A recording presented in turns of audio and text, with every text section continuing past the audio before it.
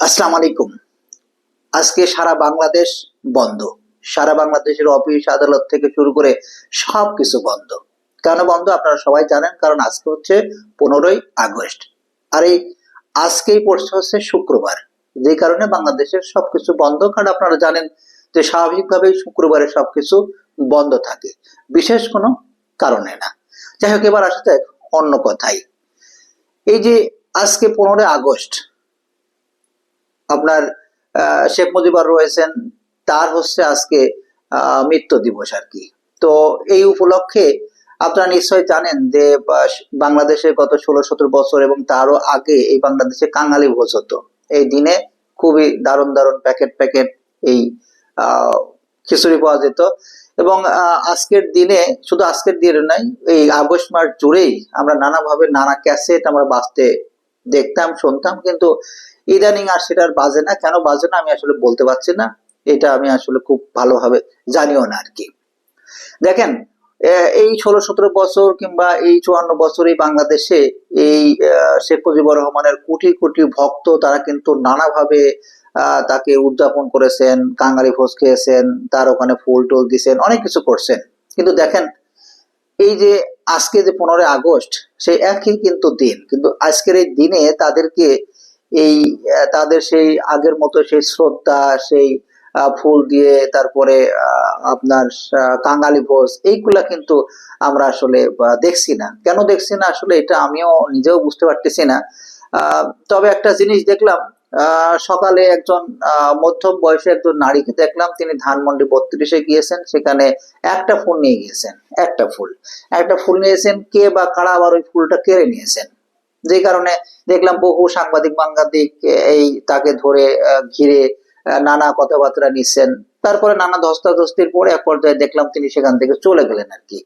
এরপরে এই কিছুক্ষণ আগে দেখলাম একজন রিস্কওয়ালা ভাই, তিনি বিশাল একটা আপনার ফুলের তোড়া কিনছেন, নিয়ে যাবেন ধানমন্ডি 32-এ, ওখানে দেওয়ার জন্য। তাও আবার দেখলাম কে বা কারা ওই ফুলটারে নিয়ে নিয়েছে। তবে আমি একটা জিনিস চিন্তা করলাম, যে ওই যে ভাইকে যার হাতে আমি ফুলটা দেখলাম, আমি এটা হলফ করে বলতে পারি তিনি কোনোদিন, কোনো জীবনে, কোনো সময় এরকম ফুল তিনি কোনোদিন কারোর জন্য কোনোদিন ব্যবহার করেননি। স্বয়ং তার ঘরে যদি বউ থাকে, সেই বউর জন্য তো কোনোদিন করেনি। এখন এই ঘটনার পরে তার বউয়ের সাথে এখন কি হচ্ছে আমি অবশ্য জানি না। কারণ তার বউ হয়তো বলতে পারে যে তুমি কোনোদিন আমার জন্য একটা ফুল কিনে আনলা না, আর আজকে তুমি ফুলের তোড়া নিয়ে এখানে তোমাকে যাইতে দেখলাম।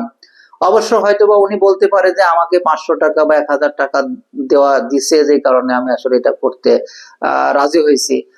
কারণ দেখা যায় সারাদিন রিক্সা চালায় আর কত টাকা পাওয়া যাবে। কিন্তু কেউ যদি 500-5000 টাকা দিয়ে যদি বলে যে ভাই ফুলটা নিয়ে গিয়ে ওখানে দেন, তাহলে তো অনেক ভালো। হয়তোবা এটা নিয়েই তাদের ভিতরে নানা কথাবার্তা চলবে। কিন্তু জানেন কি, মানে আহ আমি আসলে কষ্ট পেয়েছি কি কারণে জানেন? খুবই কষ্ট পেয়েছি, যেহেতু আজকে 15ই আগস্ট, খুবই কষ্ট পেয়েছি এই কারণে যে কোটি কোটি যে ভক্তবিন্দু ছিল, তাদের কিন্তু সামাজিক যোগাযোগ মাধ্যমে যেভাবে তারা শ্রদ্ধা জানাচ্ছেন, যেভাবে ওখানে নানাভাবে বলার চেষ্টা করছেন, এই মানুষগুলাই যদি একটু কষ্ট করে যদি ধানমন্ডি আসতো, আমার মনে হয় খুব ভালো হতো। দেখলাম যে ওই যে ইরফান সাজ্জাদ, তারপরে হচ্ছে এই যে আপনার সাকিব আল হাসান, এই যে এই মানুষগুলা কি পারতো না যে হচ্ছে তার ওয়াইফ টোয়াইফ ছেলে সন্তান নিয়ে এই ধানমন্ডি 32-এ এসে উদযাপন করার জন্য? অবশ্যই পারতো, কিন্তু তারা আসেনি। কেন আসেনি এই জবাব হয়তো বা তারা তাদের দলের নেতা কর্মীদের কাছে দিবেন। তবে আরেকটা আমার কাছে ভয়ঙ্কর লাগছে, বিপজ্জনক লাগছে। দেখেন যে এই যে সোহেল তাজ, তিনি কিন্তু প্রায় সময় হচ্ছে এই যে প্রফেসর ডক্টর ইউনূসের কাছে যাচ্ছেন, কিন্তু দেখেন মজার ব্যাপার হলো আজকের দিনে কিন্তু তিনি ওখানে গেলেন না। কি করলেন?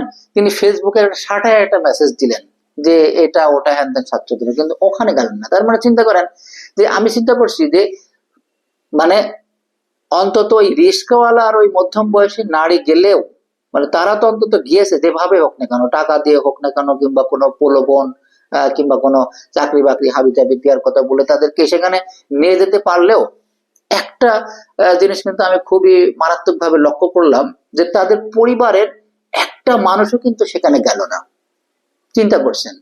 অথচ অথচ সরকার যখন ছিল, তারা যখন ক্ষমতায় ছিল, তাদের পরিবার বলতে পুরো বাংলাদেশেরই মানুষজনের অধিকাংশই তাদের পরিবারের আত্মীয়, খালাতো, ফুফাতো, চাচাতো, মামাতো, জ্যাঠাতো সবকিছু হয়ে যেত।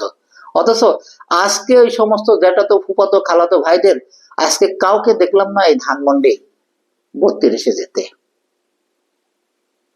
তো এই জন্য বলি কি, ওই যে আপনিও যত আগলাবিরি দেখাতে গিয়ে জনগণের হাতে জনরোষের শিকার না হয়ে বরঞ্চ আপনি আপনার জায়গা থেকে বলার চেষ্টা করেন যে আগে ওনার পরিবারের সদস্যরা এখানে আসুক, তারপরে আমরা যাব।